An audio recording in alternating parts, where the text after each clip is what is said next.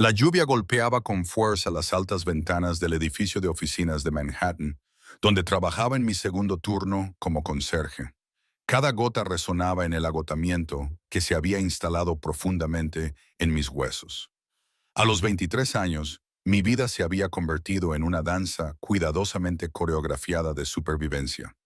Turnos matutinos como secretaria en un bufete de abogados del centro, clases nocturnas en la universidad comunitaria 2 veces por semana y noches limpiando oficinas corporativas hasta que mis manos se agrietaban por los productos químicos de limpieza y mis pies pedían clemencia.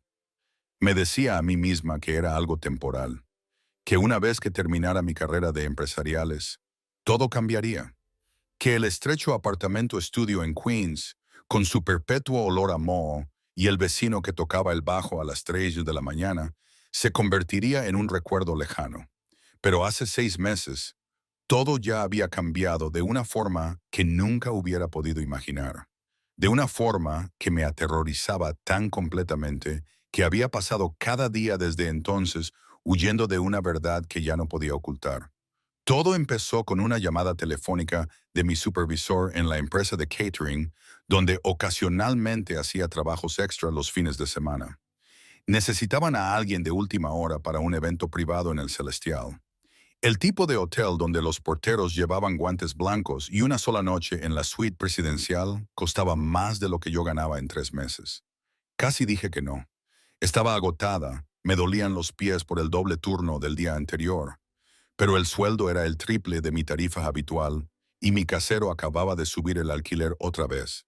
Así que me puse el vestido negro y el delantal blanco que me pedían, me recogí mi cabello rubio oscuro en un moño apretado y me presenté en la entrada de servicio con otros 20 camareros que parecían tan cansados y desesperados como yo.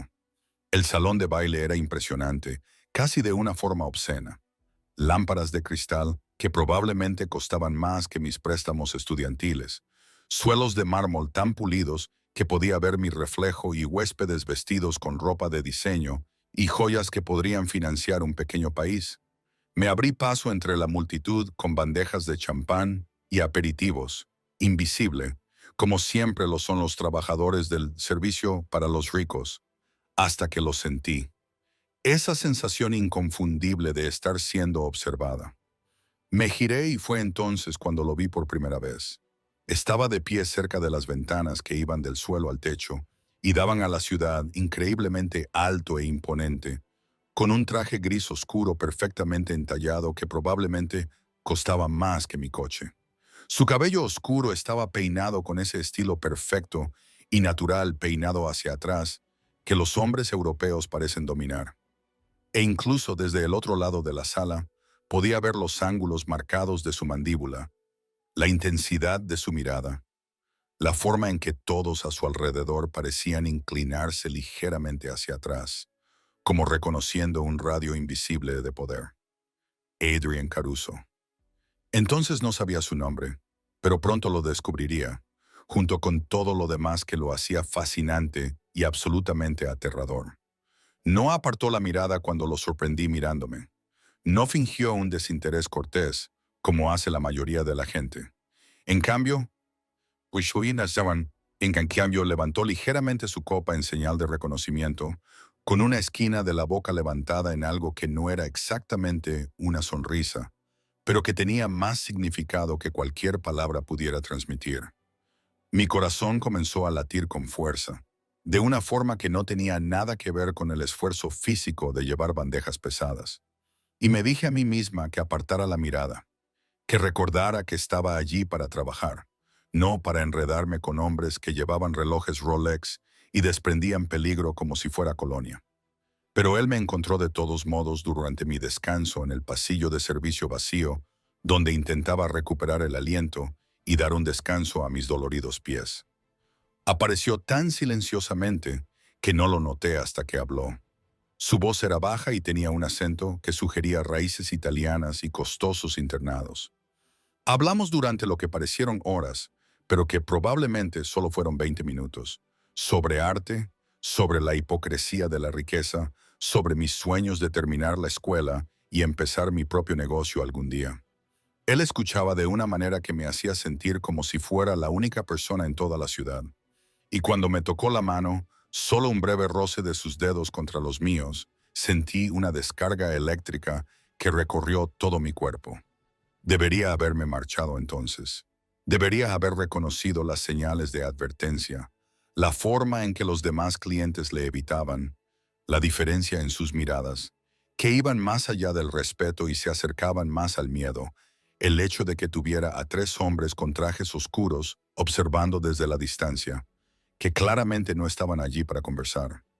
Pero yo tenía 23 años y estaba agotada y tan cansada de ser invisible. Y cuando me preguntó si quería ver las vistas desde la azotea después de terminar mi turno, me oí decir que sí antes de que mi cerebro racional pudiera intervenir. La azotea estaba vacía. La ciudad se extendía bajo nosotros como una alfombra de estrellas. Y cuando me besó contra la barandilla de cristal, con el viento azotándonos, olvidé todos los pensamientos sensatos que había tenido. Fuimos a su suite. Por supuesto que tenía una suite. Probablemente tenía varias. Y lo que pasó después fue el tipo de noche que solo existe en las películas o en las novelas románticas que te da vergüenza leer en el metro. Era intenso y gentil y completamente presente de una manera que nunca había experimentado. Y durante esas pocas horas, me permití creer que tal vez los cuentos de hadas podían sucederle a chicas como yo, que tal vez yo podía ser alguien digno de ser perseguida por un hombre que parecía salido de una revista. Pero la mañana llegó como siempre, y con ella llegó la realidad. Mientras él dormía, revisé mi teléfono y cometí el error de buscar su nombre en Google. Lo que encontré hizo que mi sangre se convirtiera en hielo. Artículos sobre el crimen organizado, investigaciones sobre lavado de dinero y extorsión, fotografías de él saliendo de cursos con abogados especializados en conseguir la absolución de hombres peligrosos. Adrian Caruso no solo era rico y poderoso, era el jefe de una de las familias criminales más temidas de la costa este. Un hombre cuyos intereses comerciales abarcaban desde negocios inmobiliarios legítimos hasta empresas decididamente menos legales, en las que no quería pensar demasiado detenidamente. Me vestí en completo silencio, con las manos temblando tanto que apenas podía abrocharme la camisa, y me fui sin despertarlo. Tiré la tarjeta de visita que había dejado en la mesa de noche con su número privado, borré el hotel de mi historial de mapas y pasé todo el trayecto en metro a casa intentando convencerme de que había sido un error puntual, un lapsus momentáneo en mi juicio que nunca volvería a repetir. Me dije a mí misma que hombres como Adrian Caruso no perseguían a chicas como yo más allá de una sola noche, que probablemente tenía una docena de mujeres más sofisticadas y hermosas de lo que yo jamás podría aspirar a ser, que nunca volvería a verlo, y que eso era lo mejor. 2 semanas después, me hice una prueba de embarazo en el baño de una farmacia CVS. Y cuando aparecieron las 2 rayas, me senté en el inodoro durante 20 minutos intentando recordar cómo se respiraba. La segunda prueba lo confirmó. También la tercera. Pedí cita en una clínica de Brooklyn con un nombre falso, pagué en efectivo y escuché al médico confirmar lo que ya sabía. Estaba embarazada de aproximadamente 6 semanas. Estaba sana y me enfrentaba a una decisión que definiría el resto de mi vida. Pensé en interrumpir el embarazo. No me avergüenza admitirlo. Lo pensé seriamente, concerté citas a las que no acudí, investigué las opciones hasta que me ardían los ojos. Pero cada vez que estaba a punto de tomar esa decisión, algo me detenía. No era la religión, ni la moral, ni ninguna presión externa, sino algo más profundo y fundamental que no sabía cómo definir. Quizás era el hecho de que había crecido sin padre y sabía exactamente lo que se sentía con esa ausencia. Quizás era la obstinada esperanza de que podría hacerlo, de que podría ser el tipo de madre que siempre había deseado tener. O quizás era simplemente un optimismo aterrador de que, de alguna manera, imposiblemente, todo saldría bien. Lo que sabía con absoluta certeza era que no podía decírselo a Adrian. El hombre era un mafioso, alguien que resolvía los problemas con violencia e intimidación, alguien cuyo mundo funcionaba según reglas que yo no podía comprender. ¿Qué haría si se enterara? ¿Pensaría que me había quedado embarazada a propósito para atraparlo? ¿Vería al bebé como una carga, algo que sus rivales o los fiscales podrían usar en su contra. ¿Intentaría quitarme al niño o, peor aún, hacernos desaparecer a los dos? No tenía ningún marco de referencia para comprender cómo reaccionaría un hombre así, y no era lo suficientemente valiente como para averiguarlo. Así que decidí ocultarlo. Me mudé a otro apartamento en Washington Heights que encontré a través de un amigo, pagando 3 meses por adelantado en efectivo. Cambié mi número de teléfono, borré todas mis cuentas de redes sociales y le dije a todo el mundo que me preguntaba que estaba lidiando con problemas familiares en casa que requerían privacidad. En el trabajo empecé a llevar ropa cada vez más holgada. Invertí en prendas de compresión que costaban más de lo que podía permitirme y elaboré mentiras sobre una lesión en la espalda que explicaban por qué me movía con cuidado y no podía levantar objetos pesados. Cuando las náuseas matutinas se intensificaron durante mi segundo mes, lo achacaba a una intoxicación alimentaria y a migrañas crónicas. Cuando mi cuerpo empezó a cambiar de una forma que no podía ocultar, dejé de ir a los eventos de la empresa, rechacé invitaciones a comer y me gané la reputación de ser antisocial y muy reservada. Las mentiras se acumularon, volviéndose más elaboradas y agotadoras con cada semana que pasaba.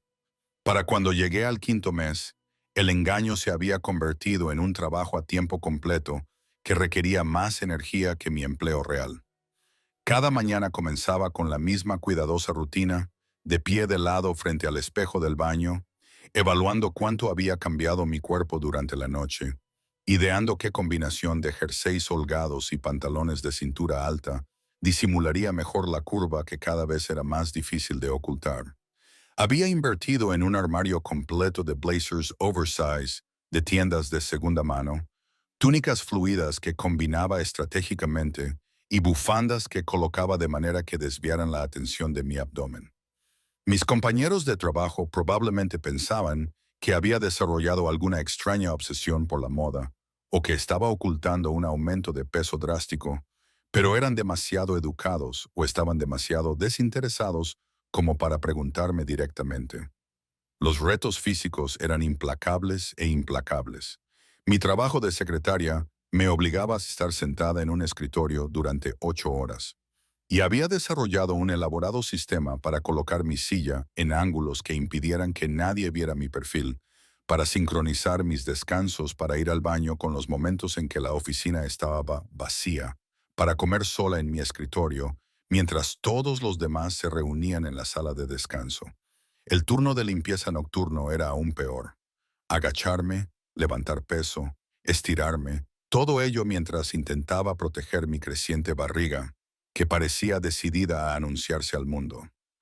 Tuve que dejar por completo el trabajo de catering después de estar a punto de desmayarme durante una boda, inventándome una historia sobre una emergencia familiar que me obligaba a tomarme una baja.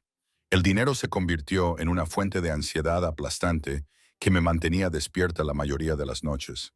La atención prenatal, incluso en la clínica con tarifas variables que había encontrado en el Bronx, era cara.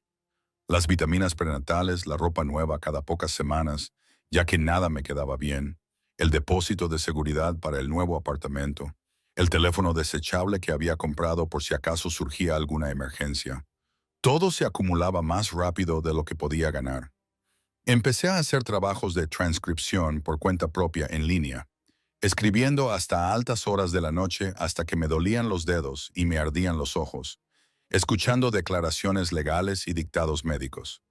Mientras intentaba no pensar en mi propia situación, vendí todo lo de valor que tenía, mi ordenador portátil, mis joyas, incluso los libros de texto de la universidad que había pensado guardar como referencia.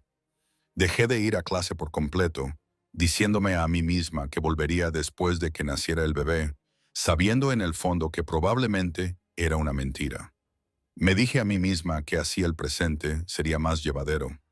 El aislamiento fue quizás la parte más difícil parte, incluso más difícil que el malestar físico o el estrés financiero. Nunca había sido una persona con un gran círculo social, pero tenía amigos, relaciones esporádicas con compañeros de trabajo, una red de personas que hacían que la vida se sintiera menos solitaria. Todo eso desapareció en el momento en que decidí ocultar el embarazo. Dejé de responder a los mensajes de texto, rechacé todas las invitaciones, inventé excusas para no quedar a tomar un café, unas copas o incluso un almuerzo rápido. Mi mejor amiga de la universidad, Sarah, que me conocía desde el primer curso, me llamó 17 veces en una semana antes de enviarme finalmente un mensaje en el que decía que estaba preocupada por mí y que por favor le confirmara que estaba viva. Le respondí con un breve mensaje de texto diciendo que estaba pasando por una crisis familiar y que necesitaba espacio. Y luego bloqueé su número porque sabía que si oía su voz, me derrumbaría y se lo contaría todo. Las citas con mi obstetra se convirtieron en el único contacto humano que me permitía más allá de las interacciones superficiales del trabajo. La doctora Patricia Chen era una mujer sensata de unos 50 años que dirigía una consulta especializada en pacientes que necesitaban discreción o no podían permitirse la atención tradicional. En mi primera visita, me hizo preguntas sobre el padre, sobre mi sistema de apoyo y sobre mis planes para después del parto. Y cuando le daba respuestas evasivas o mentiras obvias, simplemente tomaba notas en mi expediente y pasaba a hablar de la nutrición prenatal y la importancia de mantenerse hidratada. Cada mes acudía a mi cita, escuchaba los latidos del corazón que todavía me hacían llorar, sin importar cuántas veces los oyera. Miraba las imágenes de la ecografía que guardaba escondidas en una caja cerrada con llave debajo de mi cama y recibía los mismos consejos sobre el descanso y la nutrición adecuada que no siempre podía seguir. El bebé se volvió real para mí gradualmente y luego de repente. Durante los primeros meses había sido un concepto abstracto, algo que le sucedía a mi cuerpo y que yo manejaba como una complicada afección médica.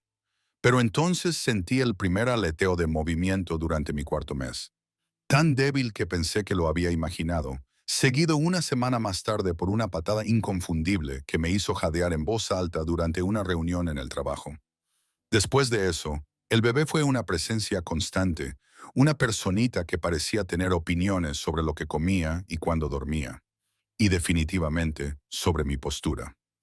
Empecé a hablar con él, nunca en voz alta, donde alguien pudiera oírme, sino internamente, en mi cabeza, durante las largas y solitarias noches en las que el insomnio me mantiene despierta. Le contaba mi día, las cosas que deseaba poder darle, el padre que nunca conocería, y si eso me hacía egoísta o protectora o simplemente desesperadamente miedosa. Pensaba en Adrian constantemente, aunque intentaba no hacerlo. Veía a hombres en el metro con complexiones similares, y mi corazón se aceleraba antes de me diera cuenta de que no era él. Soñaba con él con frecuencia. A veces eran buenos recuerdos de aquella noche, la dulzura de sus caricias y la forma en que me miraba como si yo fuera importante, pero más a menudo eran pesadillas en las que él descubría la verdad y su expresión se volvía fría y peligrosa. Lo busqué obsesivamente en Google durante esos primeros meses, leyendo todos los artículos que pude encontrar sobre sus negocios, sus problemas legales, su historia familiar. Había fotografías de él en galas benéficas, con mujeres hermosas vestidas con trajes de diseñador, saliendo de restaurantes con socios que parecían capaces de matar a alguien sin sudar ni una gota, saliendo de cursos con esa misma expresión intensa que recordaba de nuestro primer encuentro. Un artículo lo describía como despiadado pero justo, alguien que se ganaba la lealtad a través de una combinación de miedo y cuidado genuino por aquellos bajo su protección. Otro detallaba un violento altercado con una organización rival que había terminado con 3 personas muertas y Adrian en libertad por falta de pruebas.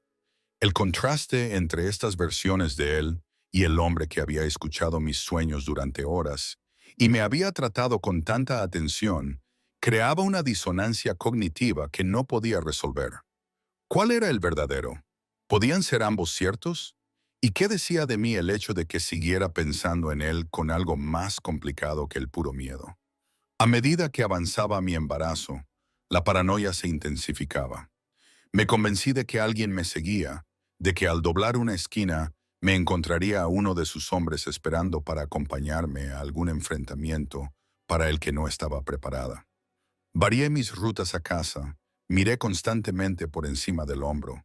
Evité los lugares que había mencionado durante nuestra breve conversación, por si acaso él los recordaba y venía a buscarme. Cuando un SUV negro con cristales tintados estacionó frente a mi edificio durante 3 días, casi me da un ataque de pánico antes de darme cuenta de que pertenecía al novio de mi vecina, que estaba de visita desde Nueva Jersey. Cada golpe inesperado en mi puerta, cada voz desconocida en el pasillo, hacía que mi corazón se acelerara y mi mente se llenara de terribles escenarios. La mentira me pasó una factura psicológica que no había previsto. Nunca había sido alguien que mintiera con facilidad o a menudo.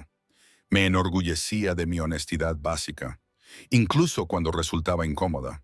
Pero ahora toda mi existencia se basaba en el engaño, en capas y capas de falsedades que tenía que controlar cuidadosamente para evitar contradirme. Le mentí a mi casero sobre por qué necesitaba rescindir mi contrato de alquiler antes de tiempo. Les mentí a mis jefes sobre misteriosas citas médicas que se estaban volviendo cada vez más frecuentes.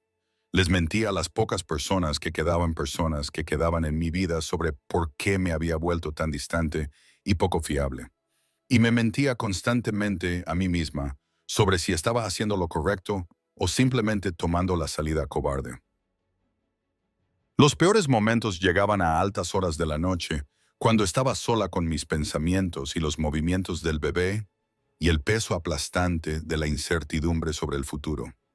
Me acostaba en la cama de mi pequeño apartamento, escuchando las sirenas y los gritos de la calle, y me preguntaba qué haría cuando llegara el bebé. ¿Cómo pagaría la guardería? ¿Podría compaginar el trabajo y un bebé sola? ¿Qué le diría a mi hijo sobre su padre cuando tuviera edad suficiente para preguntar? ¿Seguiría mintiendo, creando una elaborada ficción sobre un hombre que no existía? ¿O le diría alguna versión de la verdad que le dejaría con más preguntas que respuestas? Había investigado todas las opciones posibles. Adopción, acogida, programas de ayuda del gobierno, organizaciones sin ánimo de lucro que ayudaban a madres solteras. Había rellenado solicitudes para viviendas subvencionadas, vales para guarderías y ayudas económicas de emergencia. Incluso había investigado si podía dar al bebé en adopción legalmente sin nombrar al padre, aunque la idea me hacía sentir enferma de culpa y vergüenza. Pero ninguna de estas opciones me parecía adecuada. Me parecía la respuesta que estaba buscando. Así que seguía adelante día a día, diciéndome a mí misma que de alguna manera lo resolvería cuando llegara el momento. Mi cuerpo estaba cambiando de una manera que me sorprendía y aterrorizaba. El bebé estaba muy activo ahora, especialmente por la noche, cuando intentaba dormir, con lo que parecía una rutina completa de gimnasia que hacía que todo mi vientre se moviera y se ondulara. Había ganado peso a pesar de mi cuidadosa alimentación. Mi cara estaba más redonda que nunca. Mis tobillos se hinchaban al final de cada turno. Me dolía la espalda constantemente. Sentía que mis caderas se iban a partir cuando caminaba. Y había desarrollado un contoneo que intentaba desesperadamente disimular como un paso normal. Las molestias físicas eran implacables, pero también las sentía merecidas de alguna manera, como una penitencia por las decisiones que había tomado. El punto de ruptura llegó un martes a finales de octubre, a los 5 meses y 2 semanas de embarazo. En una tarde que había comenzado como cualquier otra. Había terminado mi turno de secretaria en el bufete de abogados, compré un triste sándwich en una bodega para cenar y me dirigí a mi trabajo de limpieza en el edificio corporativo del centro de la ciudad, donde había trabajado durante casi un año. El edificio albergaba varias empresas, firmas financieras, agencias de consultoría, algunas startups tecnológicas, y yo era responsable de las plantas 12 a 15, lo que significaba 4 horas de vaciar papeleras, aspirar alfombras y limpiar baños que los ejecutivos apenas reconocían usar. Esa tarde en particular, me sentí mal desde el momento en que llegué. El bebé había estado activo todo el día, presionando contra mis costillas de tal manera que me costaba respirar profundamente. Y me había dado un dolor de cabeza durante el trayecto al trabajo que parecía intensificarse con cada hora que pasaba. Aún así, seguí adelante porque no podía permitirme faltar al trabajo, no cuando ya iba retrasada en mis ahorros para cuando no pudiera trabajar en absoluto. Empecé en la planta 15, como de costumbre, recorriendo las oficinas de forma sistemática, tratando de no pensar en cómo me dolía la espalda o en lo mucho que necesitaba sentarme. Alrededor de las 8:30 sonó el teléfono con una llamada de mi casero. Casi no respondí, sabiendo que no podían ser buenas noticias, pero algún impulso masoquista me hizo descolgar. Su voz era apologética, pero firme. El edificio había sido vendido. Los nuevos propietarios tenían previsto hacer reformas y todo el mundo tenía que marcharse antes de fin de mes. Él entendía que esto era difícil, de verdad, pero tenía las manos atadas y aunque podía devolverme el depósito de garantía en una semana, yo tendría que encontrar otro lugar donde vivir inmediatamente. La conversación duró unos 5 minutos, pero cuando colgué, me temblaban tanto las manos que apenas podía sostener el teléfono.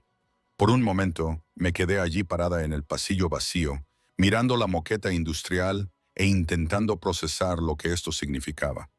Tenía suficiente dinero ahorrado para otro mes de alquiler, tal vez dos si lo estiraba. Pero encontrar un nuevo apartamento en la ciudad de Nueva York que pudiera pagar con mis ingresos, especialmente uno que alquilara a una mujer soltera visiblemente embarazada sin referencias verificables, ni una situación familiar estable, me parecía imposible. Pensé en el bebé, en lo que pasaría si acababa sin hogar. Pensé si era la forma que tenía el universo de decirme que había cometido un terrible error al pensar que podía hacer esto sola. El pánico me golpeó como una fuerza física, apretándome el pecho y nublándome la vista por los bordes. Me tambaleé hacia el baño más cercano, apenas logrando entrar antes de que mis piernas cedieran y me desplomara en el suelo contra la pared. Y entonces, por primera vez desde que descubrí que estaba embarazada, me derrumbé por completo. Las lágrimas brotaron en forma de grandes sollozos que no podía controlar. El tipo de llanto que hace que todo tu cuerpo tiemble y tu garganta se enrojezca.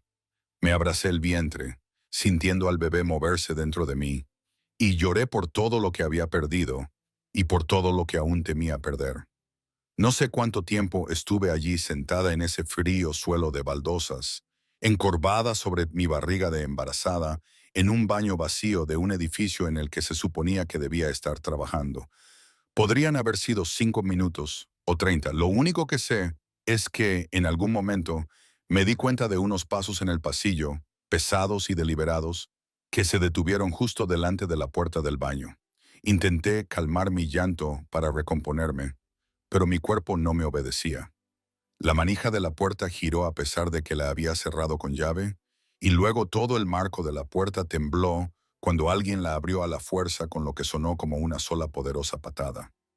Levanté la vista con las lágrimas aún corriendo por mi rostro, y lo vi.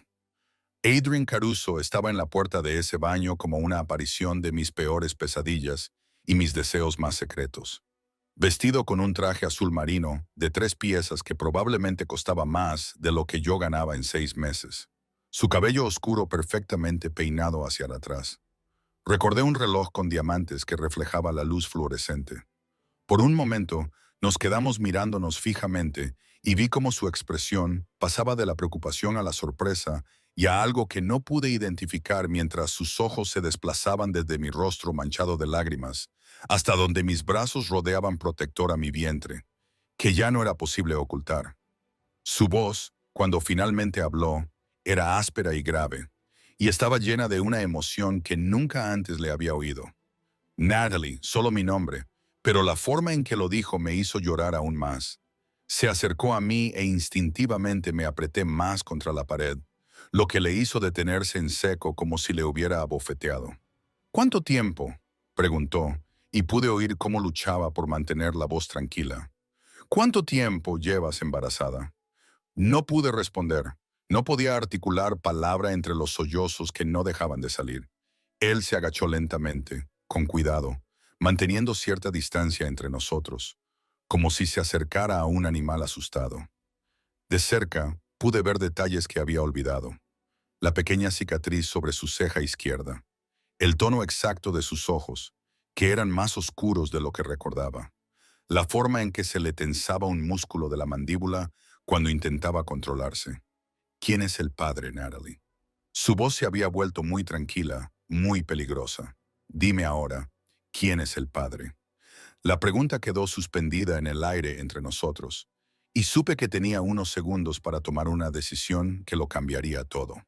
Podía mentir, decirle que era otra persona, algún novio inventado o un ligue casual que no tenía nada que ver con él. Pero al mirarle a los ojos, al ver cómo apenas podía controlarse, no pude hacerlo. La verdad salió en un susurro apenas audible. Vi cómo las palabras le golpeaban como un golpe físico. Se balanceó hacia atrás, llevándose la mano a la boca, con los ojos muy abiertos por algo que parecía una mezcla de conmoción, furia y dolor. «Me estás diciendo», dijo lentamente, con su acento más marcado, como aquella noche en que sus emociones se impusieron a su cuidadoso control, «¿que has estado embarazada de mí?» Señaló mi evidente barriga. Mes tras mes y no creíste que merecía saberlo. Tenía miedo. Me las arreglé para decir entre lágrimas. No sabía qué harías. No sabía si lo harías. No pude terminar la frase. No pude articular todos los terribles escenarios que había imaginado. Su expresión se endureció y cuando volvió a hablar, su voz era tan fría que me hizo temblar. ¿Qué pensabas que haría, Natalie? ¿Qué imaginabas exactamente? Se levantó bruscamente y empezó a dar vueltas por el pequeño cuarto de baño como un animal enjaulado. ¿Pensabas que te haría daño? ¿Que te obligaría a hacer algo que no querías? ¿Que te haría desaparecer? Cada pregunta era más aguda que la anterior, y podía oír un dolor genuino bajo la ira. «No te conozco», dije, y sonó más a la defensiva de lo que pretendía. «Pasamos una noche juntos. Solo sabía lo que había leído sobre ti en Internet, y nada de eso sugería que te alegraría un embarazo accidental con alguien a quien apenas conocías». Se volvió hacia mí tan rápido que me sobresalté. «Una noche», repitió, con voz incrédula. «¿Crees que para mí solo fue una noche? ¿Crees que no he pasado los últimos 6 meses intentando encontrarte, preguntándome qué hice mal para que huyeras como si fuera una especie de monstruo?» Se pasó la mano por el pelo, despeinando su perfecto peinado. «Tenía gente buscándote, Natalie. Discretamente, porque no quería asustarte. Pero te busqué. ¿Tienes idea de lo que cuesta desaparecer de alguien con mis recursos? ¿Qué cuidado debiste tener para esconderte?» Lo miré fijamente, procesando esta información que contradecía todo lo que había supuesto. «Me buscaste». Mi voz sonó débil, insegura. «Por supuesto que te busqué», dijo, y de repente toda la ira pareció desaparecer de él, dejando atrás algo que parecía casi devastación. Se desplomó contra la pared opuesta, poniéndose la cabeza entre las manos. «Aquella noche significó algo para mí. Tú significabas algo para mí. Y entonces simplemente desapareciste». Y pensé, se detuvo. Me miró con ojos que reflejaban demasiada emoción. Pensé que había imaginado la conexión, que lo había malinterpretado todo, que yo era otro hombre rico más que se había convencido a sí mismo de que una mujer hermosa lo quería por algo más que su dinero. La vulnerabilidad de su confesión me dolió en el pecho. «No fue así», dije en voz baja.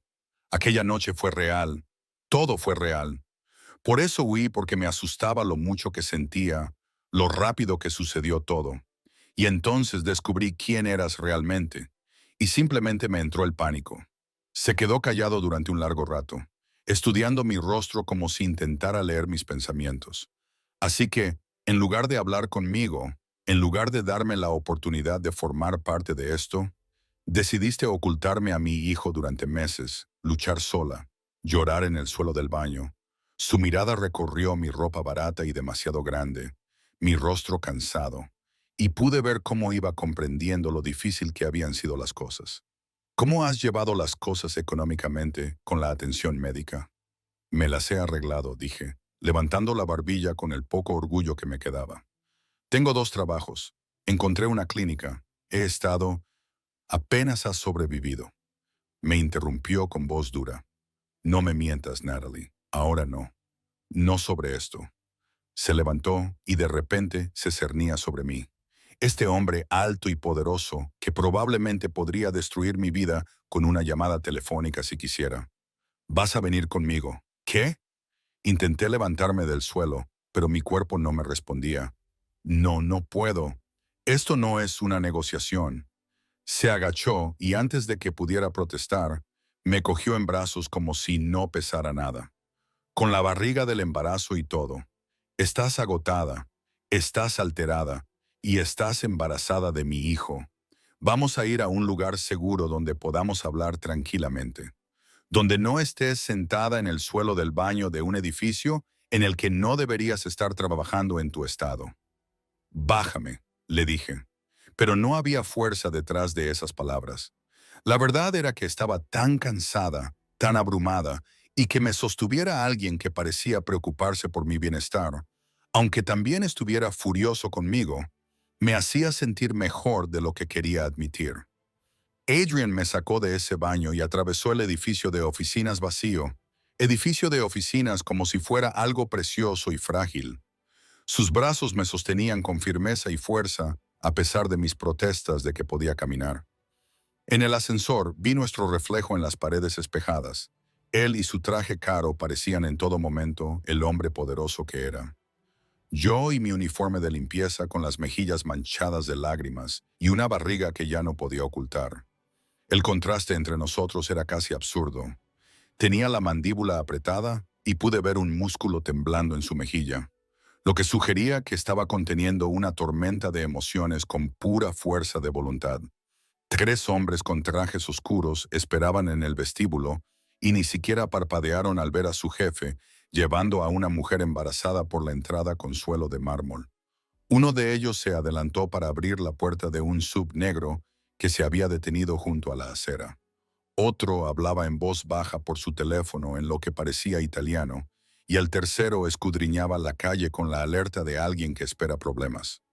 Adrian me acomodó en el asiento trasero con una delicadeza sorprendente antes de deslizarse a mi lado, y en cuestión de segundos nos movíamos por el tráfico de Manhattan con una suave eficiencia que sugería que el conductor había hecho esto innumerables veces antes. Miré por la ventana, observando las luces de la ciudad que se difuminaban, tratando de procesar lo que estaba sucediendo. Este era el escenario que había temido durante meses. Ser descubierta, ser confrontada, ser arrastrada al mundo de Adrian, quisiera o no, excepto que no estaba sucediendo como había imaginado. Él no me amenazaba ni intentaba tomar el control mediante la intimidación. Simplemente estaba sentado a mi lado, mirando de vez en cuando mi vientre con una expresión que no lograba descifrar. Parecía casi tan abrumado como yo. Condujimos hasta un edificio en Tribeca que parecía carísimo, incluso desde fuera. Uno de esos almacenes reconvertidos con ventanas de suelo a techo, y un portero que saludó a Adrian con un gesto que sugería que era el dueño del lugar, lo cual probablemente era cierto. El ático al que me llevó era exactamente lo que habría esperado si lo hubiera pensado. Moderno, espacioso, decorado con obras de arte que probablemente costaban más que la casa de la mayoría de la gente, con vistas de la ciudad que habrían sido impresionantes si hubiera estado en condiciones de apreciarlas. Me guió hasta un sofá de cuero que era tan suave que casi desaparecía en él, y luego desapareció en lo que supuse que era la cocina. Oí cómo se abrían los armarios, el sonido del agua corriendo, y luego regresó con un vaso y me lo entregó. «Bebe», dijo, no exactamente en ese orden, pero casi. «Estás deshidratada por llorar». Acepté el agua porque tenía razón y porque no tenía fuerzas para discutir.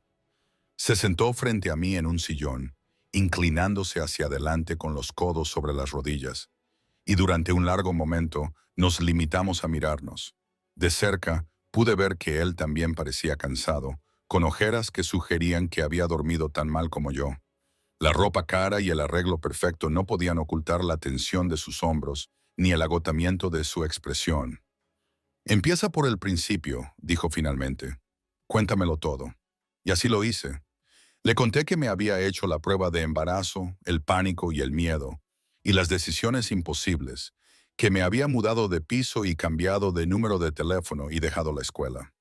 Le conté las citas en la clínica a las que fui sola, las ecografías que guardaba escondidas en una caja, Las conversaciones con el bebé a altas horas de la noche cuando no podía dormir. Le conté que vendí mis pertenencias para pagar las vitaminas prenatales, las mentiras que había dicho a todos mis conocidos, la soledad de pasar por el embarazo sin una sola persona con quien compartirlo. Y le conté sobre la llamada telefónica de esta noche, sobre perder mi apartamento y sentir que todo se desmoronaba de golpe. Él escuchó sin interrumpir. Su expresión se volvió progresivamente más sombría mientras yo hablaba. Cuando finalmente terminé, se quedó callado por un largo rato. Sus manos se apretaron con tanta fuerza que sus nudillos se pusieron blancos. «Deberías haber acudido a mí», dijo, y su voz se quebró por la emoción que apenas podía controlar. «En cuanto te enteraste, deberías haber buscado la manera de ponerte en contacto conmigo». «Te tenía pánico», le dije con sinceridad. «¿A quién eres? ¿A lo que haces? ¿A lo que podrías hacernos a mí o al bebé?» Todos los artículos que leía te hacían parecer peligroso e impredecible. Y no sabía si solo era una aventura esporádica que ya habías olvidado, o si nunca fuiste esporádico. Me interrumpió clavándome una intensa mirada. Aquella noche contigo fue la primera vez en años que sentí que podía ser algo más de lo que todo el mundo espera que sea. Me hablaste como si fuera solo un hombre, no un nombre o una reputación o algo a lo que temer. ¿Tienes idea de lo raro que es eso en mi mundo? Negué con la cabeza, sin atreverme a hablar. La sinceridad cruda de su voz estaba derribando los muros que había construido durante meses de autoprotección. Se levantó bruscamente y empezó a pasearse por los costosos suelos de madera. «Entiendo por qué tenías miedo. No soy ajeno a lo que la gente dice de mí, y la mayor parte es cierto. He hecho cosas que te horrorizarían, tomado decisiones que me persiguen. Construido mi vida en un mundo donde la violencia es la moneda de cambio y la lealtad se compra con miedo». Se detuvo y se volvió hacia mí. «Pero yo nunca te haría daño a ti ni a un niño, y mucho menos a mi hijo». «¿Cómo ibas a saberlo?», le pregunté, y pude oír la desesperación en mi propia voz. «Eres básicamente un desconocido que resulta ser el padre de mi bebé. No sabía lo que harías y no podía correr el riesgo». Su expresión cambió, se volvió casi vulnerable. «Mi padre», dijo en voz baja, «era un hombre violento que golpeaba a mi madre con frecuencia y a sus hijos de vez en cuando. La veía inventarse excusas para los ojos morados y las costillas rotas. La veía convertirse en alguien que no reconocía. Cuando finalmente enfermó, de un cáncer que podría haber sido tratable si hubiera tenido el dinero y el acceso a la atención médica adecuada. Él apenas la visitaba en el hospital. Ella murió cuando yo tenía 15 años. Y juré sobre su tumba que nunca me convertiría en él, que si alguna vez tenía una familia, la protegería con todo lo que tuviera». Sentí que las lágrimas volvían a brotar, pero esta vez por razones diferentes. «Lo siento», susurré. «No lo sabía». «Claro que no lo sabías», dijo, y parte de la dureza desapareció de su voz. «Tuvimos una noche, Natalie. Una noche perfecta que he repasado 1000 veces tratando de averiguar qué hice para que huyeras. Pero eso ya ha pasado. La pregunta es, ¿qué hacemos a partir de ahora?». Se volvió a sentar y esta vez me miró con una intensidad que me dejó sin aliento. «Quiero participar, no solo económicamente, aunque, obviamente, me voy a encargar de eso inmediatamente. Quiero formar parte de este embarazo, formar parte de la vida de nuestro hijo». Quiero se detuvo, como si le costara encontrar las palabras.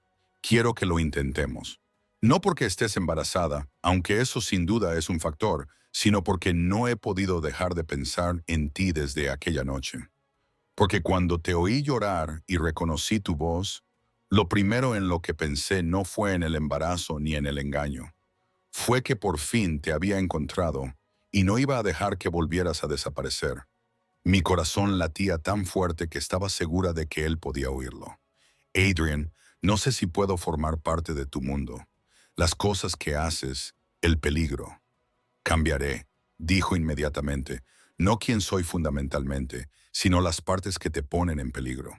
De todos modos, he estado pensando en retirarme de ciertas operaciones y delegar más en personas en las que confío. Y tengo recursos que no te puedes imaginar. Seguridad, protección, La capacidad de garantizar que tú y el bebé estéis a salvo sin importar las amenazas que puedan surgir. Eso no es normal, dije, casi riendo a pesar de todo. La gente normal no necesita equipos de seguridad ni detalles de protección. Dejamos de ser personas normales en el momento en que te quedaste embarazada del heredero de la familia Caruso, dijo sin rodeos. Te guste o no, este niño os convierte a ambos en objetivos. Mis enemigos os verán como una ventaja, como una debilidad que pueden explotar. La única forma de manteneros a salvo es poneros bajo mi protección total, para dejar claro que tocaros significa declararme la guerra. La realidad de lo que decía se posó sobre mí como un peso. Había estado tan centrada en esconderme de Adrian que nunca había considerado los otros peligros que podían existir. Las amenazas de personas que ni siquiera sabía que existían. Esto es una locura, dije. Se suponía que mi vida iba a ser sencilla. Se suponía que iba a terminar la universidad, quizá montar un pequeño negocio, vivir en un apartamento normal y tener una familia normal. Quizá aún puedas, dijo suavemente. Solo con personal de seguridad muy bien pagado en segundo plano y un apartamento significativamente más bonito. Extendió la mano lentamente, dándome tiempo para apartarme. Y cuando no lo hice, colocó su mano suavemente sobre mi vientre. El bebé dio una patada inmediatamente, como si respondiera a su toque, y vi cómo su expresión se transformaba en algo parecido al asombro. Los días siguientes pasaron en una confusión de cambios que sucedieron tan rápido que apenas pude procesarlos. Adrienne no me pidió permiso ni opinión, sino más bien me informó de las decisiones que ya había tomado. Y aunque una parte de mí se rebeló ante su actitud autoritaria, estaba demasiado agotada y abrumada para luchar contra la mayor parte de ellas. En las 24 horas siguientes a aquel enfrentamiento en el baño, había trasladado todas mis pertenencias desde mi pequeño apartamento en Washington Heights a un edificio seguro en el Upper East Side, donde mantenía lo que él llamaba un refugio, un apartamento de 3 dormitorios con seguridad las 24 horas, una cocina más grande que todo mi anterior espacio vital y ventanas que daban al Central Park, con unas vistas que probablemente costaban más al mes de lo que yo ganaba en un año. No se mudó conmigo, lo que me sorprendió hasta que me di cuenta de que estaba tratando de darme espacio para adaptarme, para no abrumarme más de lo que ya lo había hecho. Pero él estaba allí constantemente, por la mañana, por la tarde, por la noche, apareciendo con comida para llevar de restaurantes de los que solo había leído en revistas, con vitaminas prenatales de una farmacia que aparentemente hacía entregas a domicilio, con libros sobre el embarazo y la crianza de los hijos que claramente había pasado horas seleccionando. Asistió a todas las citas con el médico, sentado en la sala de exploración, con una intensidad que hizo que la doctora Chen levantara las cejas, pero sin hacer preguntas. Su mano encontró la mía cuando oímos los latidos del corazón. Su expresión era indescifrable cuando vio las imágenes de la ecografía que mostraban un bebé sano y creciendo según lo previsto. La transformación en mi forma de vida fue desconcertante e incómoda de formas que no había previsto. De repente, tenía todo lo que había necesitado desesperadamente durante meses: una nutrición adecuada, un descanso suficiente, una atención médica que no me obligaba a elegir entre las recetas y el alquiler. Pero aceptarlo todo me hacía sentir como si hubiera perdido algo fundamental de mi independencia. Adrian había insistido en que dejara mis 2 trabajos inmediatamente, y cuando protesté diciendo que necesitaba trabajar, que no podía aceptar su caridad, él me miró como si estuviera siendo deliberadamente obtusa y me señaló que gestar a su hijo era trabajo suficiente y que debería haber estado descansando desde hacía meses en lugar de limpiar edificios de oficinas estando embarazada de 5 meses. Había depositado dinero en una cuenta bancaria que había abierto a mi nombre, una cantidad que me dejó sin aliento cuando vi el extracto. Cuando intenté discutir al respecto, intenté establecer algunos límites en torno a su apoyo financiero, él me interrumpió con un tono que no admitía discusión. «Estás llevando mi aire», dijo, y había algo en su voz que dejaba claro que eso no era negociable. «Todo lo que necesites, todas las comodidades que hagan más fácil este embarazo, todos los gastos relacionados con el bebé. No es caridad, Natalie. Es mi responsabilidad y, francamente, mi privilegio. No nos insultes a ninguno de los dos fingiendo que no necesitas ayuda. Pero no se trataba solo de dinero, comodidades o logística. Lo que más me inquietaba era cómo se comportaba Adrian conmigo, cómo parecía estar intentando de verdad ser diferente de lo que yo esperaba. Seguía siendo intenso, seguía siendo autoritario, seguía siendo claramente alguien acostumbrado a salirse con la suya y con el poder para conseguirlo. Pero conmigo era cuidadoso de una manera que sugería que se controlaba constantemente a sí mismo, refrenando los impulsos que podrían asustarme o hacer que me alejara. Me preguntaba antes de tocarme la barriga, aunque yo veía lo mucho que deseaba sentir cómo se movía el bebé. Me escuchaba cuando le hablaba de mis miedos o preocupaciones sin intentar arreglarlo todo inmediatamente. Me traía libros, música y cantidades ridículas de comida, aprendiendo mis preferencias a base de prueba y error, con una atención que habría sido conmovedora si no fuera porque también resultaba un poco abrumadora. Hablamos más de lo que esperaba sobre todo y nada. Me contó cómo había sido crecer en su familia, las expectativas, las presiones y la violencia que le habían moldeado sobre su madre, a quien había querido, y su padre, a quien había temido y al que finalmente había sustituido. Era sincero sobre su negocio de una forma que a veces me incomodaba. No lo glorificaba ni fingía que era algo que no era, pero tampoco se disculpaba por las decisiones que había tomado para sobrevivir y finalmente prosperar en un mundo que tenía reglas muy diferentes a las que yo conocía.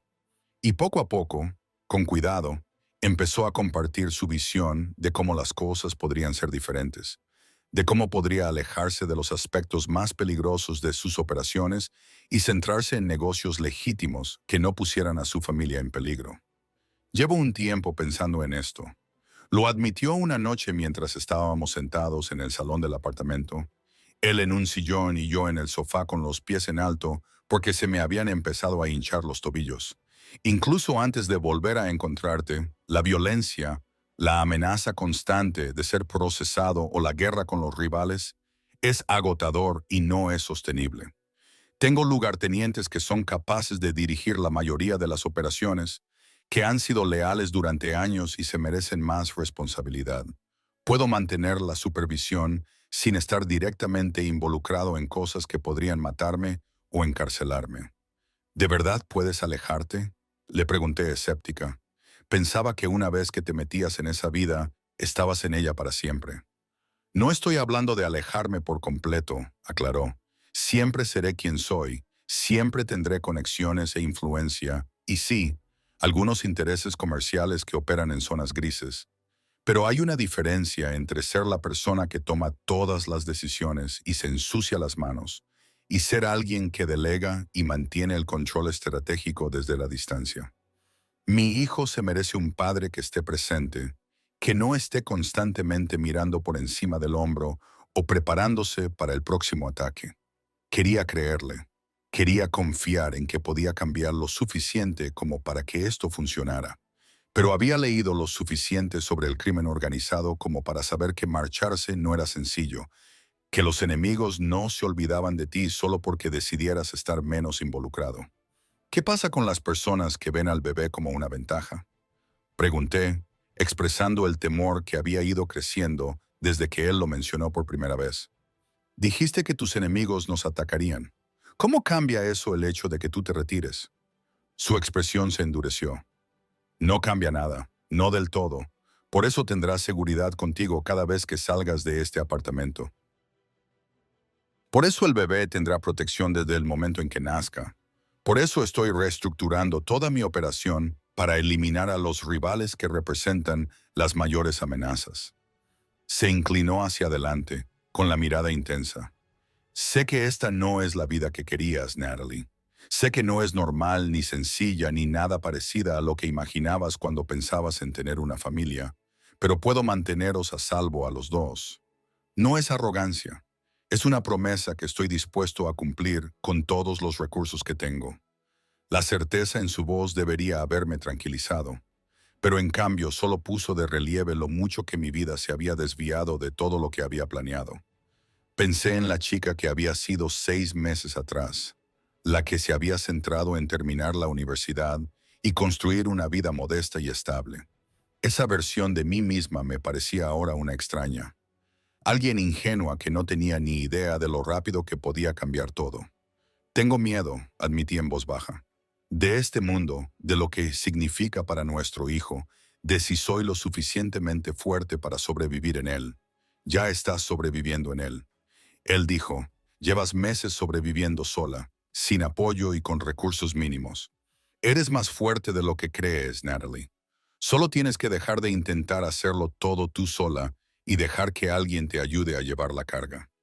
Durante las semanas siguientes, empecé a creer que tal vez, posiblemente, esto podría funcionar. Adrian fue implacable en su atención, apareciendo todos los días con una constante que poco a poco fue desgastando mis defensas. Aprendió qué alimentos empeoraban mis náuseas matutinas y trajo alternativas.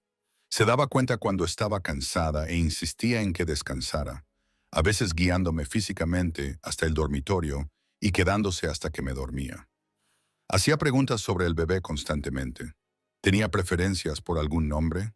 ¿Cómo quería decorar la habitación del bebé? ¿Quería saber el sexo o esperar hasta el nacimiento? Con un entusiasmo que parecía genuino, más que obligatorio. Pero también había momentos que me recordaban exactamente quién era él y cómo era su mundo. Como aquella tarde en la que le oí hablar por teléfono en italiano rápidamente, con voz fría y autoritaria, de una manera que nunca había oído dirigirse a mí, claramente lanzando amenazas u órdenes que hacían que quienquiera que estuviera al otro lado se apresurara a obedecer. O la noche en que apareció con los nudillos magullados y un corte sobre el ojo que él descartó como algo del trabajo, negándose a dar más detalles a pesar de mis preguntas. O la presencia constante de personal de seguridad que aparecía cada vez que salía del apartamento. Hombres y mujeres silenciosos que lo vigilaban todo con una especie de alerta que sugería que esperaban problemas. El embarazo en sí avanzaba con normalidad, según la doctora Chen. Aunque mi presión arterial había estado ligeramente alta en las últimas citas, algo que ella atribuyó al estrés, y me dijo que la controlara con cuidado. El bebé estaba activo y sano, con un tamaño adecuado, y yo finalmente accedí a averiguar el sexo en la siguiente ecografía después de que Adrian me lo pidiera unas 15 veces con una emoción apenas disimulada. Estaba convencido de que era un niño. Hablaba de enseñarle cosas y protegerlo y darle la infancia que el propio Adrian nunca había tenido. Y la ternura de esos momentos me apretaba el pecho con emociones complicadas que no estaba preparada para nombrar. No habíamos hablado de los detalles de nuestra relación, no habíamos definido lo que éramos el uno para el otro más allá de dos personas que iban a tener un hijo juntos. No había intentado besarme ni tocarme de ninguna manera que fuera más allá de la cuidadosa y casi reverente forma en que ponía sus manos sobre mi vientre para sentir cómo se movía el bebé. No sabía si era porque me estaba dando espacio para adaptarme o si simplemente ya no me veía de esa manera. Y yo tenía demasiado miedo de preguntar porque no estaba segura de qué respuesta quería oír. Todo cambió una fría tarde de noviembre, cuando estaba embarazada de 6 meses y empezaba a sentir que tal vez habíamos encontrado un frágil equilibrio que realmente podía funcionar. Adrienne se había ido esa tarde temprano a lo que él describió como una reunión importante con algunos socios, prometiendo volver para la cena y preguntándome qué quería que trajera. Yo había estado leyendo en la sala de estar, hablando de vez en cuando con el bebé sobre todo y nada, cuando oí gritos en el pasillo fuera del apartamento, seguidos de sonidos que solo podían ser disparos. Todo mi cuerpo se heló de terror. Agarré mi teléfono con manos temblorosas e intenté llamar a Adrian, pero saltó directamente el buzón de voz. El guardia de seguridad, que se suponía que debía estar apostado fuera de mi puerta, irrumpió en ella. Una mujer llamada María, que no había sido más que profesional en las semanas que la conocía. «Tenemos que trasladarla ahora mismo», dijo, con voz urgente pero controlada. «Ha habido una brecha en el edificio. El protocolo es llevarla a la habitación segura de inmediato». Apenas recuerdo los siguientes minutos. María me llevó a rastras por el apartamento hasta lo que yo creía que era un armario, pero que resultó ser una habitación de pánico reforzada con su propio sistema de ventilación y equipo de comunicación. Ella gritaba órdenes por su radio mientras cerraba la pesada puerta detrás de nosotros. Me senté en el suelo porque no había ningún otro sitio donde sentarme. Rodeé mi vientre con los brazos de forma protectora, escuchando los sonidos amortiguados del exterior que podrían haber sido más disparos o podría haber sido mi imaginación. El bebé se movía frenéticamente, respondiendo a mi elevada frecuencia cardíaca y a las hormonas del estrés. Y yo intentaba respirar lentamente y mantener la calma, tal y como me habían enseñado en todas esas clases prenatales a las que había asistido online. Pero el terror hacía que eso fuera casi imposible. Parecieron horas, pero probablemente solo pasaron 40 minutos antes de que la puerta se abriera de nuevo y Adrienne apareciera con una mirada absolutamente salvaje, llena de miedo y rabia. Tenía sangre en la camisa. No sabría decir si era suya o de otra persona. Y tenía el pelo despeinado como nunca le había visto. Su peinado, normalmente perfecto, estaba completamente destrozado. Cruzó la habitación en 2 zancadas, me levantó del suelo y me abrazó con tanta fuerza que apenas podía respirar. Sus manos temblaban mientras me palpaban como si estuviera comprobando si tenía heridas. ¿Estás herida?, preguntó con voz ronca, casi irreconocible. ¿Te ha tocado alguien? ¿Está bien el bebé? Estamos bien, logré decir, aunque temblaba tanto que apenas podía articular palabra. ¿Qué ha pasado? ¿Qué ha sido eso? Su expresión se volvió absolutamente asesina. Rivales, dijo lacónicamente. La familia Moretti intentó enviar un mensaje persiguiéndote. No llegaron a acercarse. María y el equipo hicieron su trabajo, pero lo intentaron y eso es suficiente. Él seguía abrazándome y yo podía sentir la tensión vibrando en todo su cuerpo. Voy a acabar con esto esta noche. Querían una guerra y la van a tener, pero no del tipo que esperaban. Adrian, no. Empecé a decir, pero él me interrumpió con una mirada que era pura depredación. No había nada de gentil ni de cauteloso en ella. Esto no es discutible, dijo, y había acero en su voz. Fueron a por mi hijo, mi familia. Hay líneas que no se cruzan en nuestro mundo, y ellos cruzaron la más fundamental. Les di oportunidades para retroceder, para reconocer los límites, y se negaron. Así que ahora respondo de la única manera que gente como ellos entiende. Vi que no había forma de discutir con él, no en ese estado, y sinceramente no estaba segura de querer discutir. Habían intentado llegar a mí a través del bebé y una parte primitiva de mí que no reconocía del todo quería que pagaran por ello. ¿Qué vas a hacer?, le pregunté en voz baja. Lo que debería haber hecho hace meses, dijo. Eliminar la amenaza por completo, eliminar a las personas que dirigen las operaciones de Moretti, desmantelar su infraestructura, dejar claro a todas las demás familias de la región que eres absolutamente intocable. Se apartó ligeramente y me acarició la cara con las manos. Necesito que confíes en mí. ¿Puedes hacerlo? Asentí con la cabeza, aunque no estaba del todo segura de lo que estaba aceptando. Me besó suavemente en la frente, en contraste con la violencia que podía sentir en él. Y luego le dio a María instrucciones detalladas sobre protocolos de seguridad y planes de respaldo y cosas que solo entendía a medias. Me dijo que volvería lo antes posible, que debía quedarme en el apartamento con seguridad reforzada, que todo sería diferente después de esa noche. Y entonces se fue y me quedé sola con mi miedo, mis pensamientos acelerados y un bebé que no dejaba de dar patadas. María intentó que comiera algo y descansara, pero no pude hacer ninguna de las dos cosas. Caminé por el apartamento durante horas, imaginando los peores escenarios posibles, preguntándome qué significaba realmente eliminar la amenaza en la práctica, aterrorizada por la posibilidad de que Adrian no volviera o de que volviera cambiado de una forma que yo no pudiera soportar. Los movimientos del bebé se volvieron más agitados a medida que avanzaba la noche, respondiendo a mi estrés de una forma que me hacía sentir culpable e impotente. Era casi de madrugada cuando Adrian finalmente regresó, con aspecto agotado y sombrío, pero ileso. Me encontró en la habitación del bebé que habíamos estado montando poco a poco, sentada en la mecedora y mirando fijamente la cuna vacía. Al principio no dijo nada, solo me levantó y me abrazó. Y pude sentir lo tenso que seguía estando a pesar del cansancio de su cuerpo. ¿Ha terminado? Le pregunté contra su pecho. Ha terminado, confirmó. El liderazgo de los Moretti ha desaparecido, sus operaciones desmanteladas, su territorio redistribuido. Las otras familias han sido informadas de que tú y el bebé estáis bajo mi protección absoluta y cualquiera que lo amenace se enfrentará a las mismas consecuencias. Ahora estás a salvo, Natalie. Te prometo que estás a salvo. Quería pedirle detalles. Quería saber exactamente qué había hecho y quién había muerto, y si debía sentir horror o gratitud, o ambas cosas. Pero al mirar su rostro, al ver el peso de lo que fuera que había ocurrido en las sombras de las últimas horas, no me atreví a preguntar.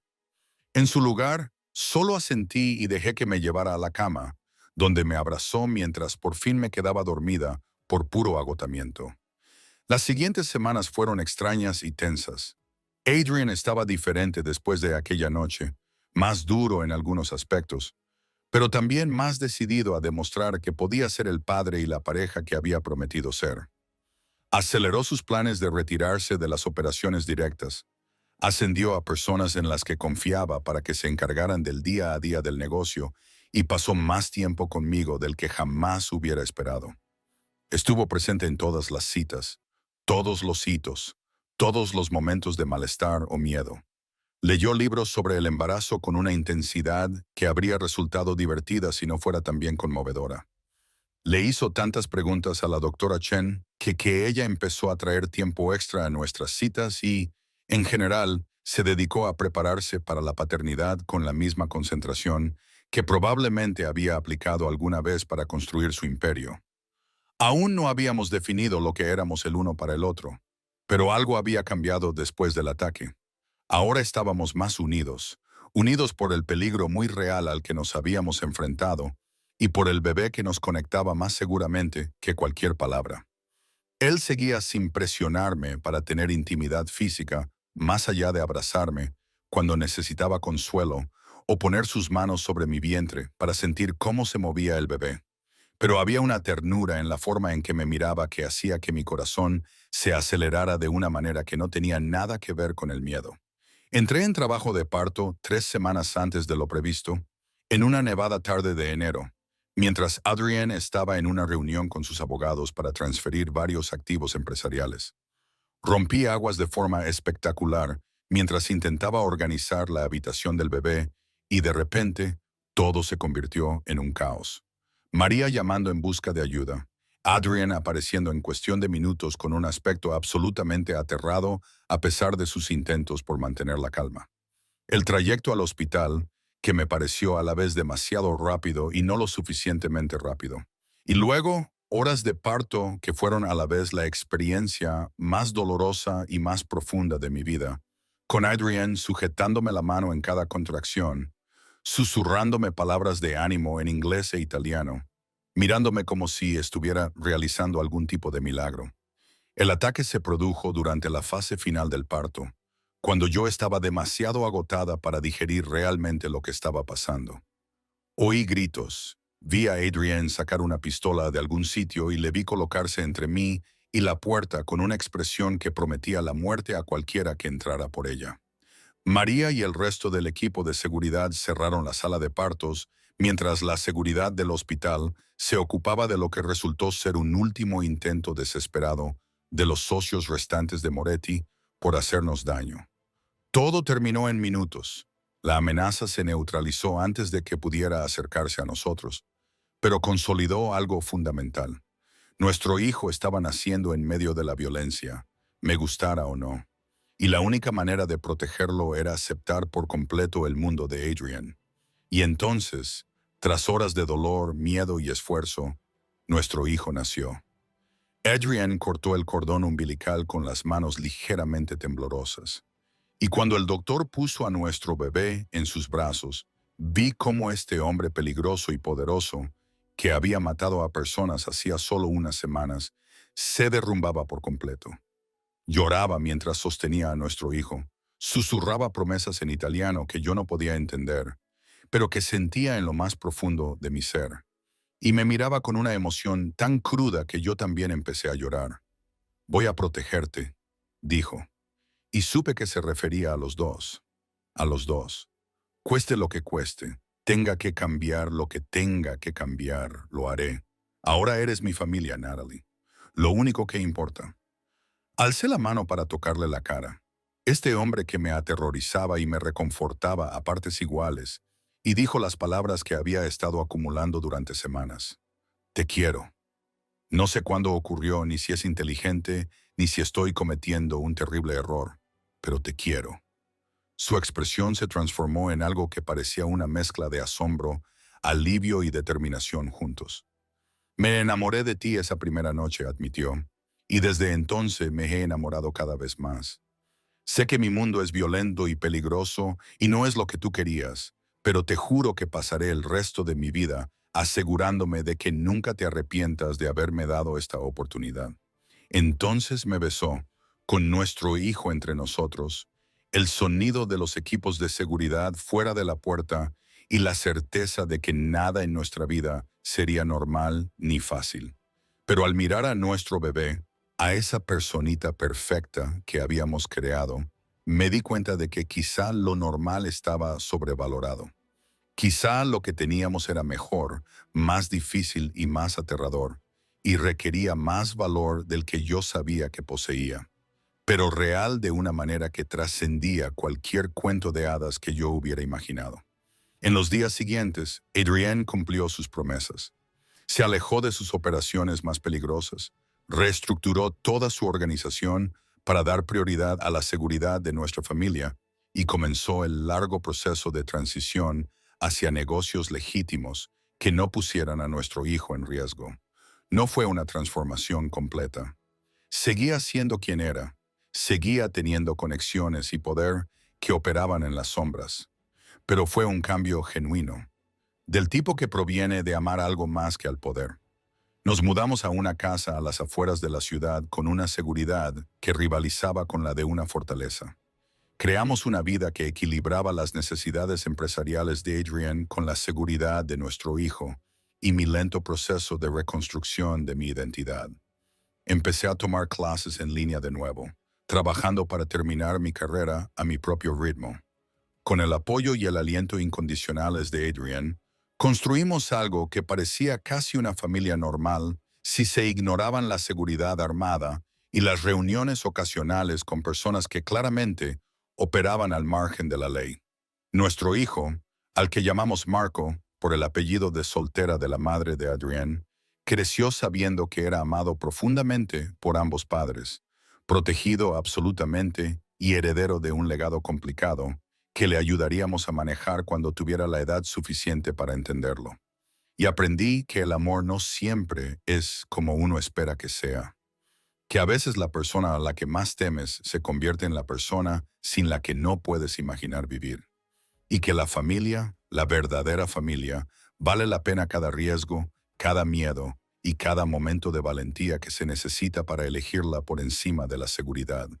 Había ocultado la verdad durante meses, aterrorizado por lo que Adrienne haría cuando se enterara. Pero al final, esa verdad se convirtió en la base de algo más fuerte de lo que jamás había imaginado. Un amor construido no sobre la perfección o la comodidad, sino sobre la elección mutua cada día, a pesar de los peligros, las diferencias y las complicaciones imposibles del mundo en el que vivíamos juntos. Los primeros meses de la vida de Marco fueron un estudio de contradicciones que nunca podría haber previsto. Momentos de pura felicidad doméstica, entrelazados con crudos recordatorios de que nuestra familia existía en un mundo que la mayoría de la gente solo veía en las películas. Me sentaba en nuestra habitación infantil a las 3:30 de la mañana para alimentar a nuestro hijo mientras veía el amanecer sobre la propiedad fuertemente protegida, sintiéndome como la madre primeriza más normal del mundo. Y entonces me fijaba en el guardia armado que hacía rondas fuera de la ventana y recordaba que la normalidad nunca había sido una opción para nosotros. Adrienne se había referido en serio a lo que había dicho sobre la protección, sobre reestructurar toda su vida para mantenernos a salvo. Y la prueba de ese compromiso estaba en todas partes donde mirara. La casa que había elegido para nosotros estaba técnicamente en Westchester, lo suficientemente lejos de la ciudad como para parecer casi suburbana, pero lo suficientemente cerca como para que él pudiera asistir a las reuniones necesarias cuando fuera necesario. Era hermosa, pero de una manera discreta. No era la mansión ostentosa que yo habría esperado, sino una casa colonial renovada con buena estructura, ventanas altas que dejaban entrar la luz natural y suficiente terreno como para que las medidas de seguridad pudieran implementarse sin que pareciera que vivíamos en un complejo.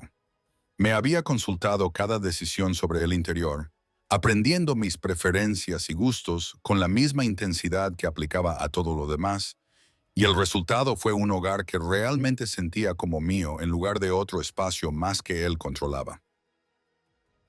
Pero la seguridad era innegable y a veces sofocante. Había cámaras cubriendo todos los ángulos de la propiedad, sensores de movimiento en el bosque que nos rodeaba, una habitación del pánico aún más sofisticada que la del apartamento y un equipo rotativo de guardias que trabajaban por turnos durante todas las horas del día. María se había convertido en nuestra jefa de seguridad, y aunque había llegado a confiar plenamente en ella, había momentos en los que me molestaba tener que necesitarla. Cuando yo quería llevar a mi bebé a dar un paseo sin coordinarme con profesionales armados sobre las rutas, los horarios y las posibles amenazas, Adrienne estaba atravesando su propia complicada transición, y yo podía ver la tensión que le suponía, aunque intentaba ocultármela. Había cumplido su palabra de retirarse de la participación directa en los aspectos más violentos de su negocio, delegando la autoridad a los lugartenientes que había estado formando durante años, centrando su atención en empresas legítimas que no pudieran relacionarse con el crimen organizado. Pero alejarse de ese mundo no era tan sencillo como tomar una decisión. Tenía que gestionar expectativas, mantener alianzas con cuidado para que no se sintieran traicionadas o debilitadas, y demostrar constantemente que su menor implicación no significaba que fuera débil o vulnerable a los desafíos. Le veía atender llamadas telefónicas a horas intempestivas, con la voz cobrando ese tono frío y autoritario que aún me hacía estremecer a veces, dando órdenes o tomando decisiones sobre cosas que nunca discutía conmigo en detalle.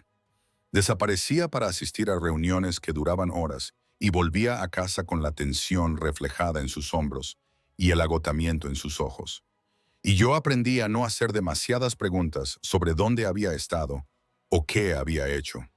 No es que me ocultara cosas deliberadamente.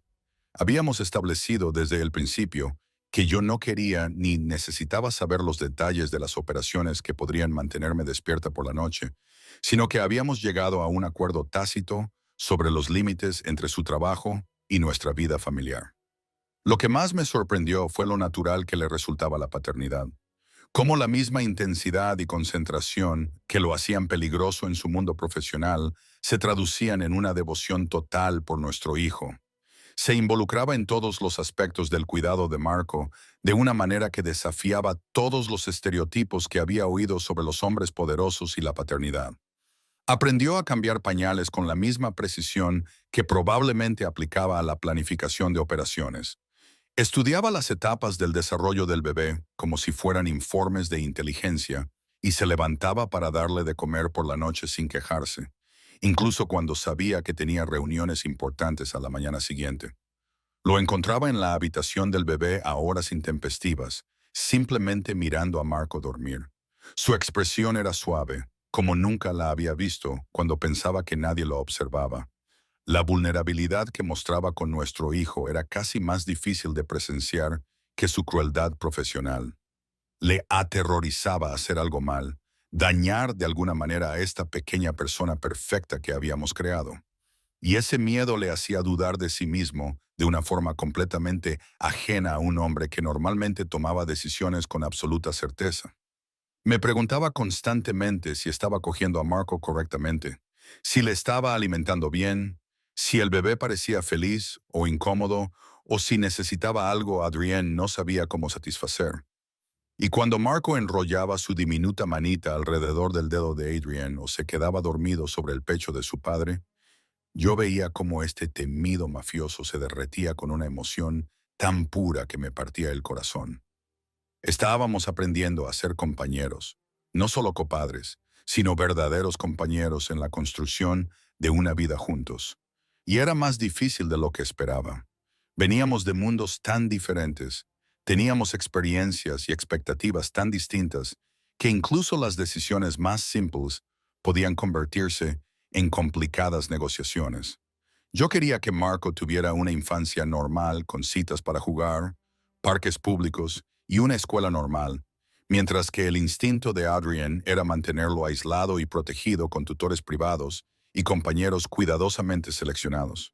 Yo creía en dejar que desarrollara su independencia gradualmente, mientras que Adrienne luchaba con la idea de que nuestro hijo estuviera en cualquier lugar donde no pudiéramos verlo o fuera del alcance de nuestra seguridad inmediata.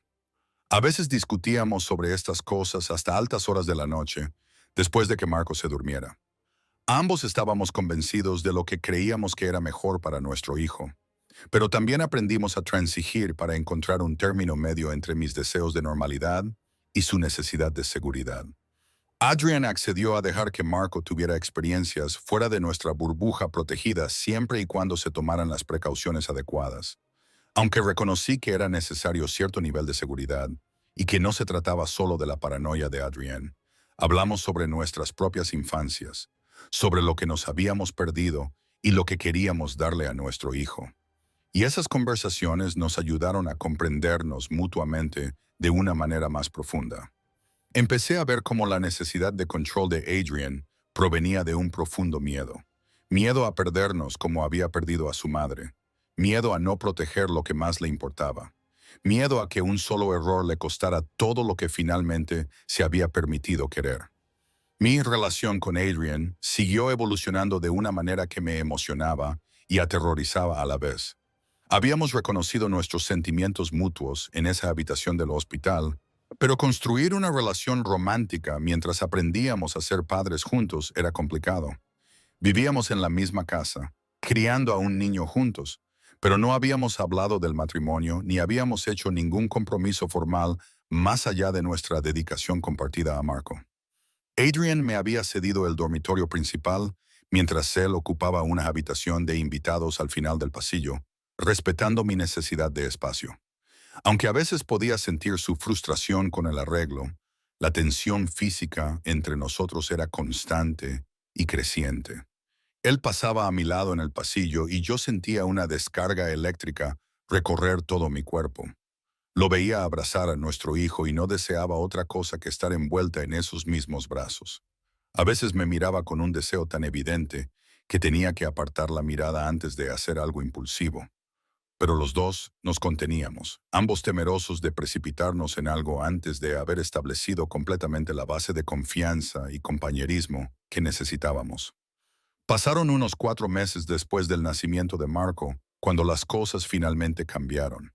Mi médico me había dado el alta para reanudar mis actividades normales, aunque el agotamiento de la nueva maternidad y los efectos persistentes del embarazo hacían que lo normal pareciera una meta lejana.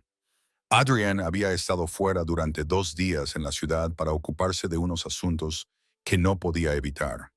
Y cuando regresó tarde el sábado, yo seguía despierta en el salón, incapaz de dormir a pesar de mi agotamiento.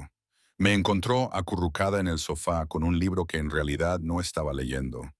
Y algo en la forma en que me miró me dejó sin aliento. «Te he echado de menos», dijo simplemente. Y había tanta sinceridad en esas 3 palabras que sentí que algo se rompía en mi pecho. No solo a Marco, claro, yo también lo extrañaba. Pero a ti, Natalie, extraño hablar contigo, escuchar tu risa, simplemente estar en la misma habitación que tú. Estos 2 últimos días han sido una tortura. Dejé el libro, con el corazón latiéndome con fuerza. Yo también te extrañaba, admití. La casa se siente vacía cuando no estás aquí. Marco no dejaba de mirar a su alrededor como si te estuviera buscando, Y yo no dejaba de querer contarte cosas o pedirte tu opinión, o simplemente me detuve, sin saber cómo expresar la profundidad de lo que sentía. Cruzó la habitación lentamente, dándome tiempo para objetar o alejarme. Y cuando no lo hice, se sentó a mi lado en el sofá, lo suficientemente cerca como para que pudiera sentir el calor de su cuerpo. He estado tratando de darte espacio, dijo en voz baja, tratando de no presionarte para nada antes de que estuvieras lista. Pero necesito que sepas que lo que siento por ti no es solo por Marco o por obligación o gratitud. Estoy enamorado de ti, Natalie, completamente. La forma en que tratas a nuestro hijo, tu fortaleza, tu terquedad cuando crees que soy demasiado controlador. La forma en que te has adaptado a esta vida de locos sin perder tu esencia. Todo lo que hay en ti me enamora aún más. Alcé la mano para tocarle la cara, recorriendo la línea marcada de su mandíbula, la pequeña cicatriz sobre su ceja. Tengo miedo, susurré. Miedo de lo mucho que siento. Miedo de tu mundo.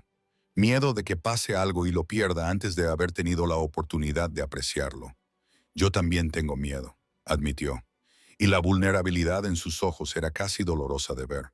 Aterrorizado de fallarte, de no poder mantenerte a salvo, de que un día te despiertes y te des cuenta de que has cometido un terrible error al atarte a alguien como yo. Pero me da más miedo no intentarlo. Vivir en la misma casa que tú y fingir que lo que tenemos es solo una relación de padres compartidos, cuando es mucho más que eso. Entonces lo besé, cerrando por fin la distancia que habíamos mantenido durante meses, y fue como volver a casa y saltar de un acantilado al mismo tiempo. Él respondió con una pasión cuidadosamente controlada que sugería que se había estado conteniendo durante mucho más tiempo del que yo había imaginado. Sus manos se movieron para acariciar mi cara. Su beso se hizo más profundo hasta que me quedé sin aliento, mareada y completamente perdida en la sensación de finalmente permitirme tener esto. No nos acostamos juntos esa noche. Ambos éramos demasiado conscientes de que Marco dormía arriba, demasiado conscientes de que debíamos tomarnos las cosas con calma a pesar de la intensidad de lo que sentíamos. Pero nos quedamos en ese sofá hasta el amanecer, hablando, besándonos y haciéndonos promesas sobre el futuro que queríamos construir juntos. Me pidió formalmente que me casara con él, no por el bebé ni porque tuviera sentido desde el punto de vista lógico, sino porque me quería y quería pasar su vida conmigo. Y yo dije que sí, sabiendo que eso significaba aceptar plenamente su mundo, con todas sus complicaciones y peligros, porque la alternativa, una vida sin él, era impensable. El compromiso se mantuvo en secreto al principio, solo entre nosotros y nuestro círculo más cercano. Adrienne me regaló un anillo que era precioso pero no ostentoso, con un único diamante perfecto que reflejaba la luz de una manera que me hacía pensar en aquella primera noche en la que todo había comenzado. Planeamos una pequeña boda para el verano, solo con la familia y amigos de confianza en el jardín de nuestra casa, donde la seguridad estaba garantizada y podíamos celebrar sin preocuparnos por la atención pública o posibles amenazas. Pero planear una boda mientras criábamos a un bebé y gestionábamos las complejidades de la transición empresarial de Adrienne fue, como era de esperar, caótico. Hubo momentos en los que me preguntaba si no sería mejor fugarnos, saltarnos todo el estrés y las complicaciones y casarnos en el ayuntamiento con María y uno de los socios de mayor confianza de Adrienne como testigos. Pero Adrienne quería darme algo especial. Quería que nuestro hijo estuviera presente cuando hiciéramos oficial nuestro compromiso. Y su determinación porque todo saliera perfecto era conmovedora y en ocasiones abrumadora. Las amenazas nunca desaparecieron por completo, aunque evolucionaron a medida que los enemigos de Adrienne se dieron cuenta de que los ataques directos se encontrarían con una represalia abrumadora. En lugar de violencia, intentaron otros enfoques. Intentos de obtener información sobre nuestros procedimientos de seguridad. Esfuerzos por encontrar vulnerabilidades en la nueva estructura empresarial de Adrienne. Campañas sutiles para dañar su reputación con las familias con las que intentaba mantener alianzas. Adrienne manejó cada amenaza con la misma fría eficiencia que siempre había mostrado. Pero yo podía ver el precio que le estaba costando, la forma en que se preocupaba constantemente por si estaba haciendo lo suficiente para protegernos. Todavía había noches en las que me despertaba presas del pánico, convencida de haber oído algo sospechoso, solo para encontrar a Adrian ya despierto y alerta, con su arma al alcance de la mano. A pesar de que teníamos seguridad en toda la propiedad, todavía había momentos en los que resentía las restricciones en nuestras vidas, en los que quería llevar a Marco al parque sin tener que coordinarlo con guardias armados o planear rutas de escape. Y todavía había momentos en los que miraba mi vida y no podía creer que fuera real, que hubiera pasado de ocultar un embarazo por miedo a formar una familia con uno de los hombres más peligrosos de la costa este. Pero también había momentos de pura alegría que hacían que todas las complicaciones merecieran la pena. Ver a Adrienne enseñar a Marco a hacer caras graciosas, los dos riéndose juntos con expresiones idénticas de alegría.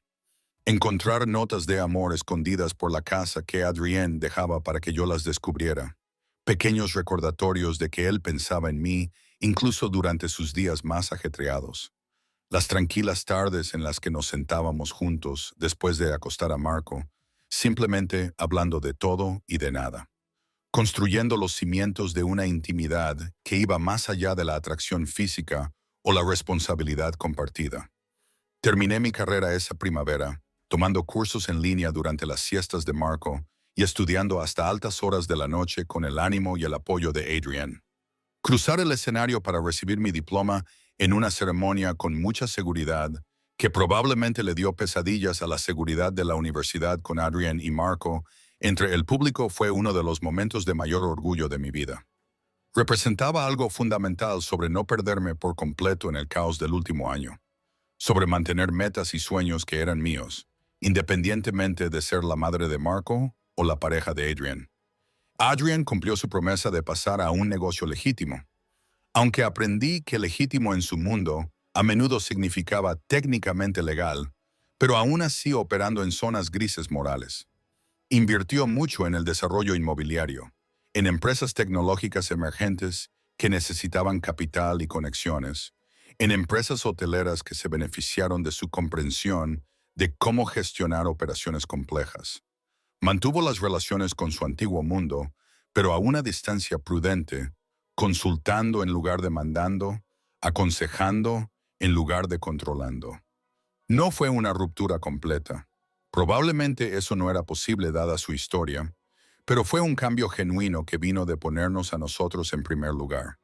Nos casamos en una tarde perfecta de junio en nuestro jardín con Marco, que ahora tenía 8 meses y era increíblemente guapo, como portador de los anillos con la ayuda de María. Fue una ceremonia pequeña e íntima, con menos de 30 personas, pero nos pareció más real que cualquier ceremonia elaborada. Llevaba un sencillo vestido blanco que hizo que los ojos de Adrienne se oscurecieran de deseo cuando me vio. Y él llevaba un traje perfectamente entallado que me recordó a aquella primera noche, aunque era completamente diferente. Escribimos nuestros propios votos. Y cuando Adrienne prometió protegerme, quererme y elegirme cada día, independientemente de las amenazas o los retos que surgieran, su voz se quebró por la emoción, lo que hizo llorar a la mitad de los invitados. Esa noche, después de que todos los invitados se hubieran ido y Marco estuviera dormido y la casa estuviera finalmente en silencio, por fin estuvimos completamente juntos como marido y mujer. Fue diferente a aquella primera noche. Más lento, más intencionado, esperado con toda la historia, el amor y el compromiso que habíamos construido. Adrienne estaba reverente y apasionado y completamente presente. Y después, tumbada en sus brazos en el dormitorio principal, que ahora era nuestro en lugar de solo mío, sentí una paz que nunca había experimentado antes. Esta era mi familia, mi hogar, mi vida, complicada y peligrosa, y absolutamente diferente de lo que había imaginado, pero mía en aspectos que importaban más que cualquier fantasía. La verdad era que había pasado meses escondiéndome de Adrienne, aterrorizada por lo que podría hacer si descubría el embarazo. Pero al final, que me encontrara había sido lo mejor que podía haber pasado. No porque su dinero o su protección me hicieran la vida más fácil, aunque sin duda lo hacían, sino porque estar con él, construir esta familia juntos, me había enseñado que el amor no siempre llega en paquetes seguros y previsibles. A veces viene envuelto en peligro y complicaciones y decisiones que te aterrorizan, y tienes que ser lo suficientemente valiente como para alcanzarlo de todos modos. A veces, la persona a la que más temes se convierte en la persona en la que más confías. Y a veces, esconderse de la verdad retrasa, pero no impide, la inevitabilidad de que el amor te encuentre justo cuando más lo necesitas, incluso si estás demasiado asustado para verlo en él.